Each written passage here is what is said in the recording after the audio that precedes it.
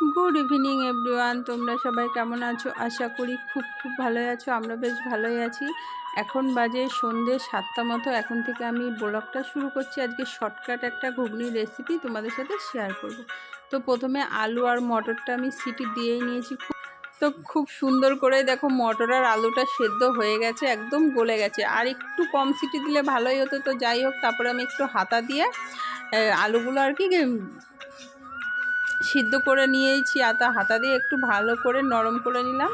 তো তারপরে এবার আমি বসিয়ে দেবো। আর এরকমভাবে করলে না, প্রথমে আলু ভেজে যে ঝামেলাটা থাকে তার সেই ব্যাপারটাও থাকে না তোমাদের হাতে। অল্প সময় থাকলে এইভাবে করে দেখো, আর খুব খুব টেস্টি হয় ঘুগনিটা। তো তারপরে আমি ফোড়নের জন্য জিরে, শুকনো লঙ্কা, তেজপাতা নিয়েছি। আর এখানে অল্প করে পেঁয়াজ কুচিয়ে নিয়েছি। আর এখানে আদা, জিরে, রসুন, লঙ্কা দিয়ে একটা পেস্ট মশলা করে নিয়েছি। তো এবার আমি ঘুগনিটা বসিয়ে দেবো। প্রথমে সব কিছু রেডি করে রাখলে না, ঘুগনিটা বসালে বেশ তাড়াহুড়ো করেই হয়ে যায়। তো অল্প করে কড়াইতে দিয়ে দিলাম তেল, বেশি দিইনি, অল্প তেলেই করব। যা গরম পড়েছে, তাই বেশি তেল মশলা আমি কিন্তু একদম ব্যবহার করছি না। আর খুব শর্টকাট ঘুগনিটা, তোমরা দেখো, দেখলেই বুঝতে পারবে।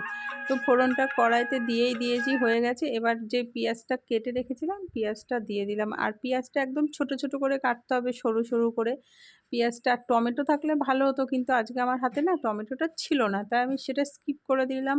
তোমরা চাইলে দিতেও, কিন্তু টমেটোটা দিলে আর কি তরকারির স্বাদটা বেশ আরেকটু আলাদা লাগে। তো যাই হোক, আমার কাছে ছিল না যেহেতু। তো এখানে মশলাটা দিয়ে দিয়েছি। মশলার মধ্যে এবার অল্প করে দিলাম লবণ। যেহেতু মটরশুঁটির সময় আমি অনেকটা লবণ দিয়েছি, তাই এখন অল্প দিলাম। তারপরে ধনে গুঁড়ো দিলাম। প্রথমে জিরে দিয়েছি, জিরের গুঁড়িটা ব্যবহার করলাম না। আর এখানে দিয়ে দিয়েছি হলুদ আর অল্প করে চিনি। আর এখানে আমি কাশ্মীরি লঙ্কার গুঁড়ো বা লঙ্কা পাউডার কিছু ব্যবহার করব না। আর শুকনো লঙ্কাও ব্যবহার করিনি। এরকমভাবেই করছি, যতটা কালার আসবে। তো যাই হোক, তো তারপরে আমার মশলাটা হয়ে এসেছে ভাজা ভাজা, দেখো। আর অল্প যেহেতু তেল দিয়েছি, তাই তেলটাও কিন্তু ছেড়ে গেছে, কিন্তু ক্যামেরাতে অতটা বোঝা যাচ্ছে না। তো তারপরে যেই মটর আর আলুটা সেদ্ধ করে রেখেছিলাম, সেটাই দিয়ে দিয়েছি। দেখো খুব সুন্দর কালারও হয়েছে। আমার কাঁচা লঙ্কা দেখে যে কালার হয়নি তা না, খুব সুন্দর কালার হয়েছে। এই যে আমার ঘুগনি পুরো রেডি।